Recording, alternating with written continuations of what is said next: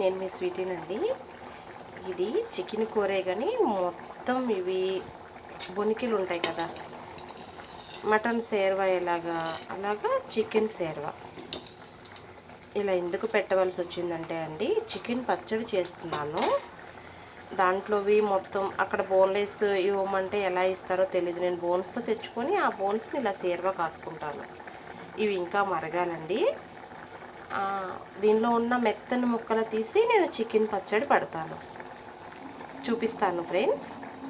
ఇలా సేర్వా కూడా చాలా బాగుంటుంది వేడి వేడి అన్నంలో. చూసారు కదా అండి, అదిగోండి ఫ్రెండ్స్, అది బోన్లెస్ లాగా మొత్తం కట్ చేసి పెట్టుకొని దీన్ని మ్యాగ్నెట్ చేసి పెట్టుకున్నాను. అంటే కొంచెం టైం పడుతుంది, ఉప్పు కారం అంతా పట్టాలి కదా. నేను చికెన్ పికిల్కి ఇలా తయారు చేసుకున్నాను. ఎప్పుడైనా సరే చేసుకుంటే అక్కడ బోన్లెస్సా కాదు, మామూలుగా తెచ్చేసుకుంటాను. ఇలా మనకి నచ్చిన షేప్లో చిన్న చిన్న పీసెస్ కట్ చేసుకొని చక్కగా పట్టుకుంటే పిల్లలు తిన్నా సరే చిన్న చిన్న బొనికిలు కూడా రావన్నమాట. బాగుంది కదా ఫ్రెండ్స్. ఈ వీడియో నచ్చితే లైక్ చేయండి, షేర్ చేయండి, సబ్స్క్రైబ్ చేయండి ఫ్రెండ్స్. ప్లీజ్ సబ్స్క్రైబ్ అండి.